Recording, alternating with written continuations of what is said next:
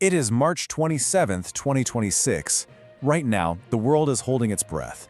An air war, barely 2 weeks old, is already threatening to completely rewrite the rules of global power, of energy, and of technology. In this explainer, we're going to connect the dots and show you exactly how one regional conflict is sparking a global firestorm. So that's the big question, isn't it? How did this happen so fast? Because look, this isn't just about missiles and jets. It's about a domino effect. How one conflict in the Middle East is forcing countries thousands of miles away to rethink everything. And stay till the end, because some of the connections I'm going to reveal are truly shocking. Now let's get back to it. 14 days. That's it. That's all it took for the world to feel like it was shifting on its axis. Operation Epic Fury has been live for just 2 weeks, and honestly, the speed of what's happening is it's breathtaking. Okay, so let's start right at the beginning. Operation Epic Fury. This is the match that lit the fuse. The initial story was all about a swift, decisive victory. But the reality? Well, the reality is proving to be way more complicated and a lot more dangerous. The stated objective? Well, it was crystal clear and incredibly ambitious. Decapitate the Iranian regime. We're not just talking about military bases. The targets were the command and control centers of the IRGC, the Islamic Revolutionary Guard Corps. The goal was simple, really. Surgically remove the head of the snake. And that was the official line coming out of Washington, a story of overwhelming success. This quote from President Trump painted a picture of total, absolute dominance, an entire military brought to its knees in a matter of days, a clean, effective operation. But, as we're about to see, war is almost never that simple. And right here, this is where the official story starts to crack. The air war, the one that was supposed to be so quick and clean, it started to stumble. And in doing so, it revealed all these hidden costs and unforeseen complications that are now escalating this crisis literally by the hour. The contrast is it's stark. You have the Pentagon telling the press that the mission is laser-focused, and at the same time, a critical piece of their entire operation, a KC-135 tanker, which is basically the flying gas station for their fighter jets, just falls out of the sky over Iraq. This is a massive deal. It is the first one they've lost in over a decade. And boom, just like that, the information war kicks into high gear. An Iraqi militia claims they shot it down. U.S. Central Command, CENTCOM, flat out denies it.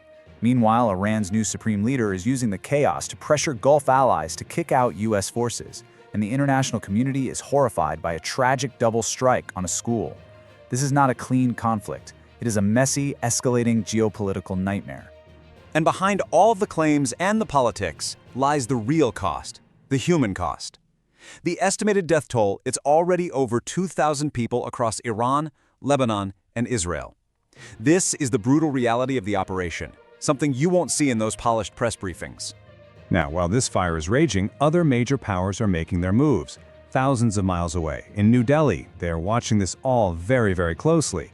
And as the Middle East burns, India has just activated one of the most significant strategic pivots in its entire history. You have to understand, this isn't a panic move, it's the execution of a plan that's been years in the making. It's a plan called Vision 2047. And what it is, it's a complete flip in military thinking. India is moving away from just reacting to threats to a new doctrine they call proactive deterrence. The whole idea is to neutralize threats before they can even get close. And they're doing it by creating entirely new kinds of military forces. I mean, just look at these 4 pillars. They tell you everything you need to know about war in the 21st century. It is not just about tanks and planes anymore. India is building a drone force for autonomous combat, a data force because information is the new ammunition, a geospatial agency for pinpoint accuracy, and, this is the crucial one, a cognitive warfare action force. And this isn't just theory. We just saw this new force in action, in real time.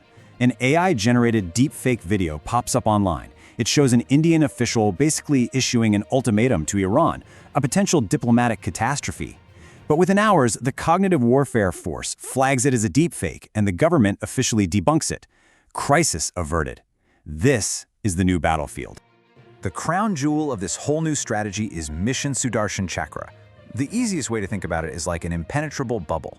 It weaves together Russian S-400s, Israeli-Indian MRSAMs, and their own homegrown Kavach systems into one seamless, multi-layered shield designed to make Indian airspace a fortress. But while India is building its shield, the conflict is unleashing a totally different kind of crisis on the rest of the world, an economic one. Suddenly, the global scramble for energy is the only thing that matters. You can feel the economic shockwave at the gas pump. In just 14 days, the price of oil has skyrocketed to $120 a barrel.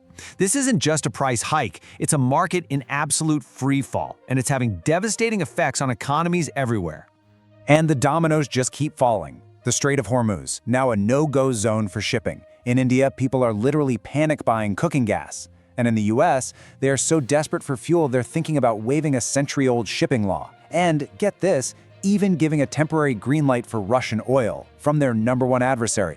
So let's just take a step back. What does this all add up to?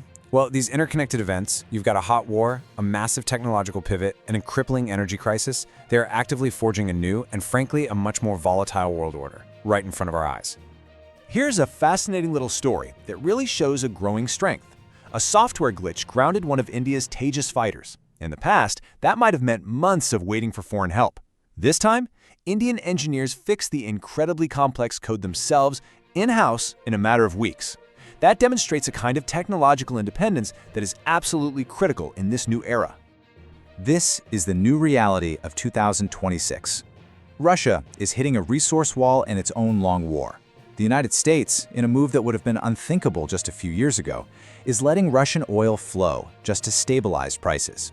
And India is carefully navigating this new world, slowly but surely reducing its dependence on Russian crude. It's all about survival now, and old alliances are taking a back seat to national interest. And that brings us right back to this moment, to that downed tanker in Iraq. Because this crisis is far from over. The search for that 3-person crew is still on, and their fate, well, it's absolutely critical. If they have been captured, this air campaign could very easily become a full-blown ground war. And if you want to stay on top of updates like this, make sure to subscribe to the channel. And all of this leaves us with one fundamental question for this new era we're entering. We've seen two very different philosophies at play. India is betting big on a proactive shield, while the US is relying on a sharp sword. As warfare keeps evolving into this world of data, AI, and drones, the events of these last 14 days force us all to ask, what truly makes a nation powerful? Is it the ability to strike, or is it the ability to withstand the storm? The answer to that question is going to define the rest of this century.